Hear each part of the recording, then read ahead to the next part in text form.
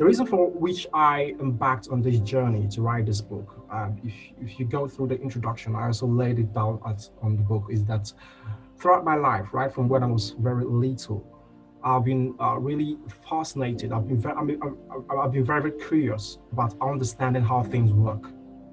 And actually, my father encouraged me to study science, and I left it and went for philosophy. The reason why I went for philosophy, because it promised a whole lot of knowledge, because the love of wisdom. So when I went for philosophy, I was really flabbergasted and overwhelmed by the wealth of knowledge and experience that historians and thinkers have put forward. But after I graduated, I went back to science because I started studying about emerging technologies and all of that. And I found out that nothing is really separated. The world is not really separated. Everything is actually connected, only if you learn how things work. And so I got this obsession of trying to understand what makes reality work, why it works. And I also got this obsession of trying to understand what makes us tick. How do we learn, and how can we go about our lives in order to make impact? How can we achieve success at whatever thing that we are doing?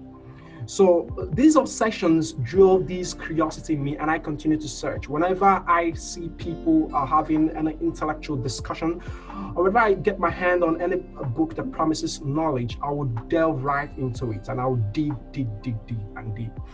So when the lockdown started, and with the things that have been happening, some of these exercises, I've been putting them down, jotting them, and then doing some little researches, going into neurobiology, going into the areas of statistics, going into philosophy, ethics, and all of that. Trying to see how I can find the connecting patterns between things in order to make sense of what is happening.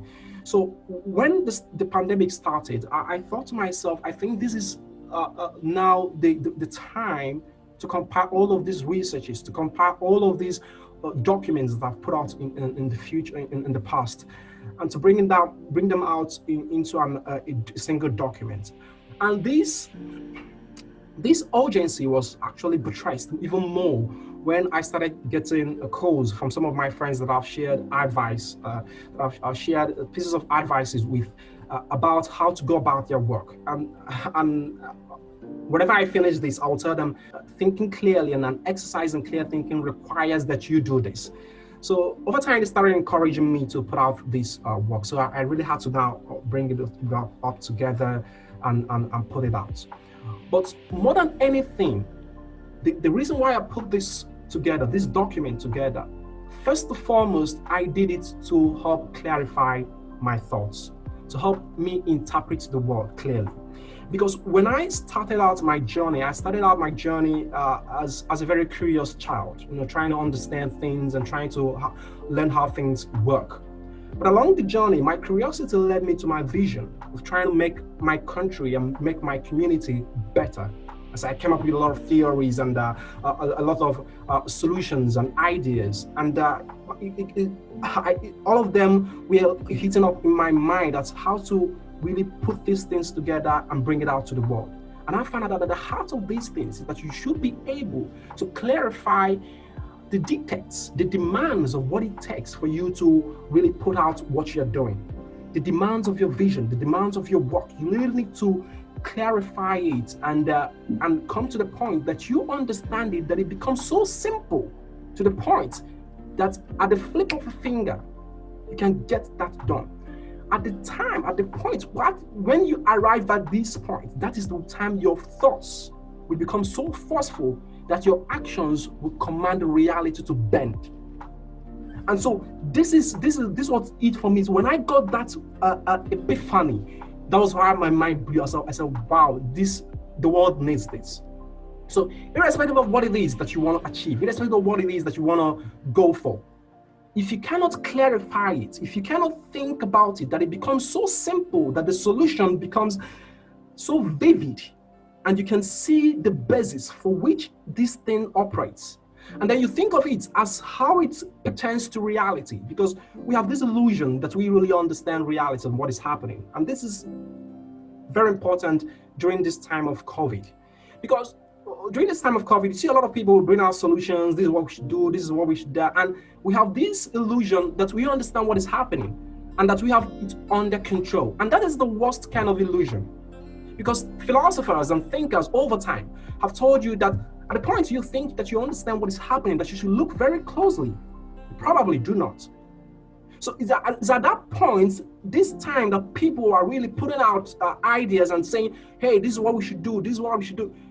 This is the time for us to come together, ask intelligent questions, understand what our vision is, understand what value is. If you're trying to provide solutions, what is value?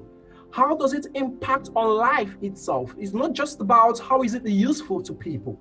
How can you apply this and make money and make profits? It's not just about the next quarter and how we can hit it. It's about understanding the long-term effects of these things. It's about looking at your value and putting it into a system, running a scenario analysis, putting it up in a system, and to understand the tangibility of that value. To understand how you can take that value, make it tangible in order to spread it across, to understand the details, the nuances, what is involved in that value you're trying to put out to the world. By the time you're able to do this, you would have clarified everything that is actually involved. You would understand the scope and scale of what you're trying to put out to the world. And by then, you'll be able to put out the value that will become a lasting legacy, that the world will look at you and they will sing your praises throughout history. I summed it up this way, that irrespective, as you go through the rules and you use them in clarifying your thoughts and in dictating your decisions, that's beyond every other thing, you need to tell yourself the truth. And telling yourself the truth is not just about, I know this, or having an ideology and saying, I know this and I believe it. No. Telling yourself the truth is understanding the impact, or understanding the reception that is coming from you, from the reality to you, and being able to understand it for what it is and being able to act from that point.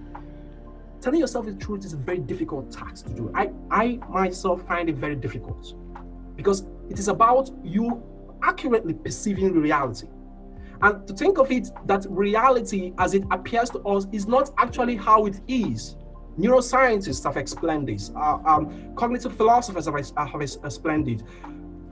The reception that we're getting from reality is not actually what it is. So you need to understand what is lying behind it and understand the information that is coming to you. Your brain interprets it as it's relevant to your survival, not as it's really coming from the real world.